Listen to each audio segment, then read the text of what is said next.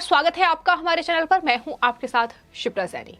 जम्मू कश्मीर में आतंक प्रस्तों पर सरकार ने बड़ा प्रहार किया है। अलगाववादी नेता सैयद अली शाह गिलानी का पोता सरकारी नौकरी से बर्खास्त कर दिया गया है।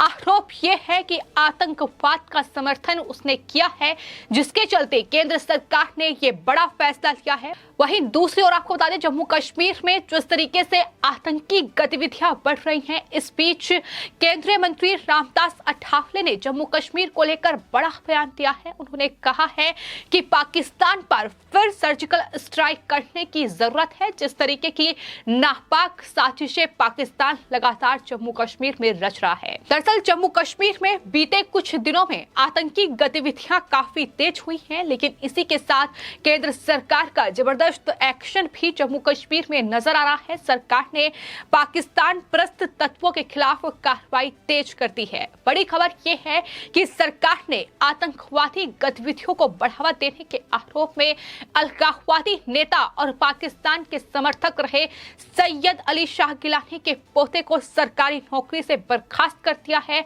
आपको बता दें, अलगाववादी नेता सैयद अली शाह गिलानी का पोता अनीस उल इस्लाम शेर ए कश्मीर अंतर्राष्ट्रीय अधिवेशन केंद्र श्रीनगर में शोध अधिकारी था, लेकिन अब उसे बर्खास्त कर दिया गया है। संविधान के अनुच्छेद 311 के विशेष प्रावधान का इस्तेमाल कर उसे नौकरी से निकाल दिया गया है। तो ये बड़ी कार्रवाई जम्मू कश्मीर में हुई है। सैयद अली शाह गिलानी उनके बेटे हो या फिर अब उनका पोता हो, जिसे नौकरी से बर्खास्त किया गया है। लगातार पाकिस्तान की भाषा कश्मीर में बोलते हैं। आतंकवाद का खुलकर समर्थन उनकी तरफ से किया गया है। पाकिस्तान का दौरा भी अनीस कर चुके हैं, ये भी खबर सामने आई है। और किस तरीके से सैयद अली शाह गिलानी की मौत के बाद से जम्मू कश्मीर में हिंसा हुई, ये तस्वीरें भी किसी से छिपी नहीं है। तो पाकिस्तान के सबसे बड़े समर्थक हैं और देश के लिए सबसे बड़ा खतरा सैयद अली शाह गिलानी के बेटे, जो तिहाड़ जेल में फिलहाल बंद हैं, या फिर उनके पोते हों अनीस उल इस्लाम, जिन्हें सरकारी नौकरी से बर्खास्त कर दिया गया है। उपराज्यपाल मनोज सिन्हा के निर्देश पर सामान्य प्रशासनिक विभाग ने ये आदेश जो है वो जारी किया है।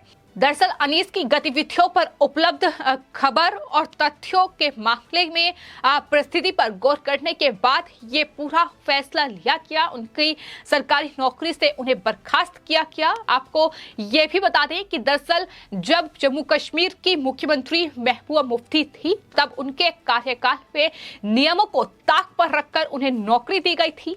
और अधिकारियों की ओर से ये जानकारी सामने आई है कि अनीस उल इस्लाम के संयुक्त अरब अमीरात और सऊदी अरब में रहने वाले 3 संदिग्ध लोगों से गहरे रिश्ते रहे हैं। और अधिकारियों की ओर से ये भी जानकारी दी गई है कि दरअसल अनीस उल इस्लाम के संयुक्त अरब अमीरात और सऊदी अरब में रहने वाले 3 संदिग्ध लोगों से गहरे संबंध हैं। अनीस के पिता अल्ताफ फंटूश और आतंकवादियों को फाइनेंस करने के मामले में एनआईए पहले ही गिरफ्तार कर चुकी है और फिलहाल वो तिहाड़ जेल में बंद है। यानी दादा से लेकर पिता और अब खुद अनीस जो है वो लगातार आतंकी गतिविधियों में लिप्त पाए गए हैं।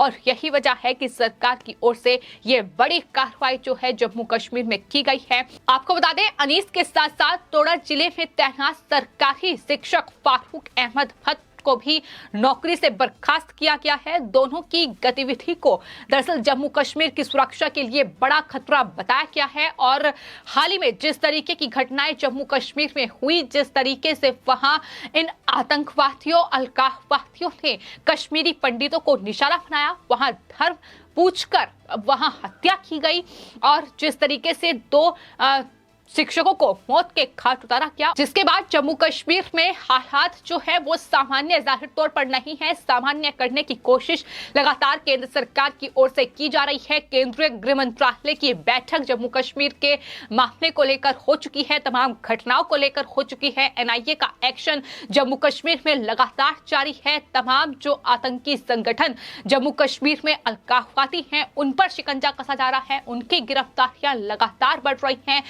700 से ज्यादा लोगों को हिरासत में लिया गया है। जिस तरीके से लगातार वहां घटनाएं सामने आ रही हैं और इस बीच ये बड़ा फैसला जम्मू कश्मीर प्रशासन की ओर से लिया गया है, केंद्र सरकार की ओर से लिया गया है, जिसमें पाकिस्तान समर्थक सैयद अली शाह गिलानी के पोते अनीस की जो नौकरी है उससे उन्हें बर्खास्त किया गया है। आपको ये भी बता दें कि अधिकारियों की ओर से जो तमाम जानकारी दी गई है उसमें बड़े खुलासे किए गए हैं कि किस तरीके से अनीस 31 जुलाई से 7 अगस्त 2016 के बीच पाकिस्तान गया था और वहां पर गिलानी के कहने पर उसने आईएसआई के कर्नल यासीर से मुलाकात भी की थी। उसकी वापसी के बाद जम्मू कश्मीर में हिजबुल मुजाहिदीन के आतंकी बुरहान वानी की मौत पर बड़े पैमाने पर हिंसा हुई। आरोप यहां तक हैं कि अनीस अपनी नियुक्ति से पहले श्रीनगर शहर और आसपास के जो इलाके हैं वहां दरअसल ड्रोन चलाकर वहां की कानून व्यवस्था पर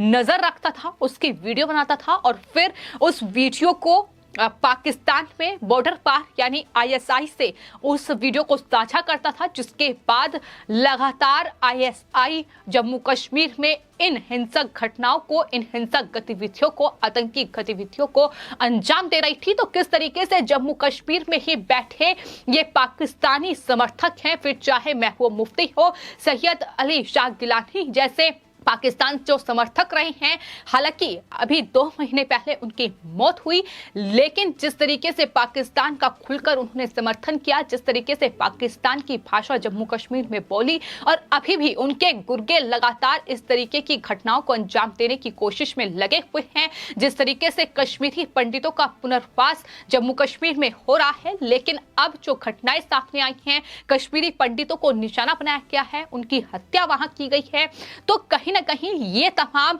नेता हैं जम्मू कश्मीर के स्थानीय, चाहे फिर अलगाववादी नेता हो या फिर महबूब मुफ्ती फारूक अब्दुल्ला जैसे नेता हो, जो लगातार जम्मू कश्मीर में बदलती तस्वीर से परेशान है। उन्हें अलगाववादियों, पत्थरबाजों पर जो शिकंजा केंद्र सरकार ने कसा है, जो जम्मू कश्मीर में आतंकवाद को खत्म करने की कोशिश केंद्र सरकार की ओर से की जा रही है, वो रास नहीं आ रहा है, क्योंकि वो अपनी जो राजनीतिक रोटियां हैं वो जम्मू कश्मीर में नहीं सेक पा रहे हैं। और यही वजह है कि इस तरीके की बौखलाहट लगातार महबूब मुफ्ती फारूक अब्दुल्ला जैसे नेताओं की बढ़ रही है। आपको बता दें, केंद्र सरकार ने जम्मू कश्मीर को लेकर हाल ही में एक बड़ा फैसला किया था। उन्होंने साफ तौर पर यह कहा था कि पत्थरबाजों, अलगाववादियों और जिस तरीके से जम्मू कश्मीर में अगर उसकी फिजा बिगाड़ने की कोशिश कोई भी शख्स करेगा तो जाहिर तौर पर उसे सरकारी योजनाओं से लेकर सरकारी नौकरी और तमाम जो सुविधाएं हैं जो सरकार की ओर से दी जाती हैं उसका लाभ जम्मू कश्मीर में नहीं मिल पाएगा। और कहीं ना कहीं ये भी साफ तौर पर कहा था कि इन अलगाववादियों और पत्थरबाजों पर भी शिकंजा कसा जाएगा। और उस कड़ी में आपको बता दें, पिछले 6 महीनों में सरकारी नौकरी से निकाले गए अब कर्मचारियों की संख्या बढ़कर 27 हो गई है। जिस तरीके से सैयद अली शाह गिलानी के पोते को बर्खास्त किया गया है, इसके साथ ही फारूक अहमद भट्ट जो कि दूसरा कर्मचारी है, शिक्षक है, उसे बर्खास्त किया गया है। आपको बता दें, जो अहमद भट्ट है उसका भाई मोहम्मद अमीन भट्ट लश्कर ए तैयबा का सक्रिय आतंकवादी है और वो पाकिस्तान के अवैध कब्जे वाले कश्मीर में बैठकर आतंकी गतिविधियों को चलाता है और यही वजह है कि उसे बर्खास्त किया गया है। तो ये लगातार एक्शन है जो जम्मू कश्मीर में देखने को मिल रहे हैं। लेकिन वहीं दूसरी ओर अब जम्मू कश्मीर में जिस तरीके से आर्टिकल 370 खत्म होने के बाद जम्मू कश्मीर लगातार बदल रहा है, पर्यटन के जो रास्ते हैं वो खुल रहे हैं, जम्मू कश्मीर की तस्वीर बदल रही है। लेकिन पत्थरबाजों, इन आतंकियों ने एक बार फिर से गतिविधियों को बढ़ाना शुरू कर दिया है। इस बीच केंद्रीय मंत्री रामदास अठावले का बड़ा बयान जम्मू कश्मीर को लेकर सामने आया है। उन्होंने साफ तौर पर यह कहा है कि पाकिस्तान के ऊपर अब एक बार फिर से सर्जिकल स्ट्राइक करने की जरूरत है। उन्होंने कहा कि पाकिस्तान लगातार जम्मू कश्मीर में आतंकवादियों को आगे कर हमले करने की कोशिश कर रहा है, आम लोगों की हत्या करने की कोशिश हो रही है। तो ऐसे में सरकार को अब एक और स्ट्राइक जो है वो पाकिस्तान पर करनी चाहिए। उन्होंने साथ ही पत्रकारों से बातचीत करते हुए ये कहा है कि केंद्रीय गृह मंत्री अमित शाह ने कहा है कि पाकिस्तान इसी तरह से छेड़छाड़ करता रहेगा तो पाकिस्तान के ऊपर दूसरी सर्जिकल स्ट्राइक भी करनी पड़ेगी। ये बड़ी बात रामदास अठावले की ओर से कही गई है। साथ ही उन्होंने ये भी कहा है कि पाकिस्तान को अगर जम्मू कश्मीर का झगड़ा मिटाना है तो जम्मू कश्मीर भारत के हवाले करना होगा। भारत से दोस्ती कर पाकिस्तान को विकास करना चाहिए। प्रधानमंत्री मोदी का नारा है सबका साथ सबका विकास। ये केंद्रीय मंत्री रामदास अठावले का बड़ा बयान। जम्मू कश्मीर पर जिस तरीके से पाकिस्तान की नापाक साजिशें हो रही हैं, वहां स्थानीय नेताओं को समर्थन जिस तरीके से पाकिस्तान को मिला हुआ है, वो अपनी नापाक साजिशें रच रहा है। लेकिन पाकिस्तान की कमर तोड़ने के लिए उस पर एक और सर्जिकल स्ट्राइक होनी जरूरी है, ये साफ तौर पर केंद्रीय मंत्री की ओर से कहा गया है। फिलहाल आपकी इस पूरे मामले पर क्या राय है, हमें कमेंट बॉक्स में जरूर लिखें और चैनल को सब्सक्राइब करें। धन्यवाद।